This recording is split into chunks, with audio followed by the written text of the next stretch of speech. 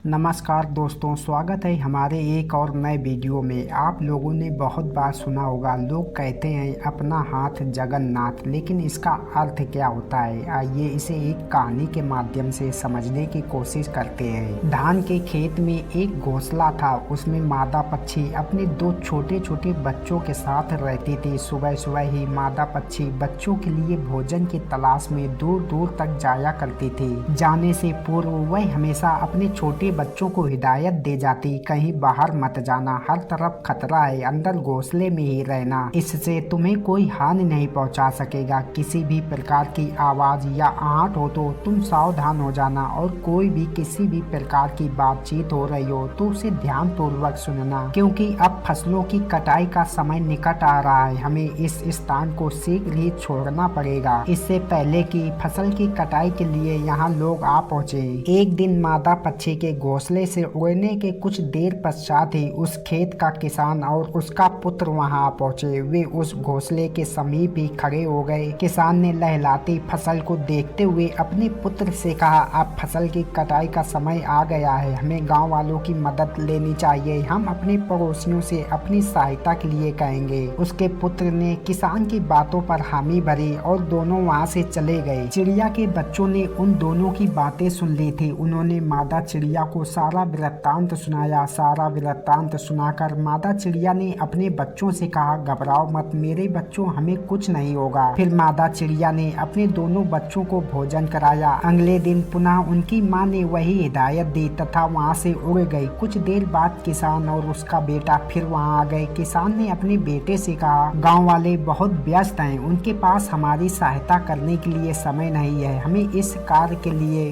बाहर वालों की सहायता लेनी चाहिए। जब मादा चिड़िया वापस लौटकर अपने घोंसले में आई, तब उनके बच्चों ने उसे सारी घटना का ब्यौरा दिया, परंतु मादा चिड़िया ने निश्चित होकर कहा, चिंता करने की कोई आवश्यकता नहीं है, हमारे पास अभी भी बहुत समय है। कुछ दिनों के बाद किसान और उसके पुत्र ने खेत का फिर दौरा किया। किसान ने चिंतित मन से अपने पुत्र से कहा, अब अगर हम फसल की कटाई नहीं करेंगे तो हमें भारी नुकसान उठाना पड़ सकता है। चूँकि हमें किसी भी प्रकार की सहायता नहीं मिल पा रही है, इसलिए हमें स्वयं ही फसल की कटाई करनी चाहिए। किसान के पुत्र ने भी इस कथन पर सहमति जताई। उस दिन जब मादा चिड़िया लौट कर आई तो उसके दोनों बच्चों ने सारी कथा सुनाई। यह सुनकर मादा चिड़िया ने कहा, इस बार किसान सचमुच ही गंभीर है, उसकी बातों को अब गंभीरता से लेना होगा, वह कल फसल को अवश्य काटेगा। मुझे लगता है कि अब तुम दोनों उड़ पाने में सक्षम हो, मेरे साथ चलो, हम उस गुलमोहर के पेड़ पर अपना नया आशियाना बनाएंगे। मादा चिड़िया की बात सुनकर उसके बच्चों ने बड़े असमंजस भरे स्वर में पूछा, आप यह बात इतने यकीन के साथ कैसे कह सकती हैं? इस पर मादा चिड़िया ने कहा, क्योंकि इस बार किसान तथा उसके पुत्र ने स्वयं ही फसल काटने का फैसला किया है। उन्हें यह ज्ञात हो गया है कि अपना काम दूसरों पर नहीं छोड़ना चाहिए, उसे अपना काम खुद ही कर लेना चाहिए। यह कहकर मादा चिड़िया अपने बच्चों के साथ अपने नए आशियाने की ओर उड़ गई। इस कहानी से हमें यह शिक्षा मिलती है कि हमें अपना काम स्वयं करना चाहिए, हमें दूसरों पर निर्भर नहीं रहना चाहिए। ईश्वर भी उन्हीं की सहायता करते हैं जो अपनी सहायता खुद करते हैं। धन्यवाद मेरे प्रिय दोस्तों, फिर मिलते हैं एक और नई कहानी के साथ। तब तक आप सभी लोग अपना ख्याल रखें।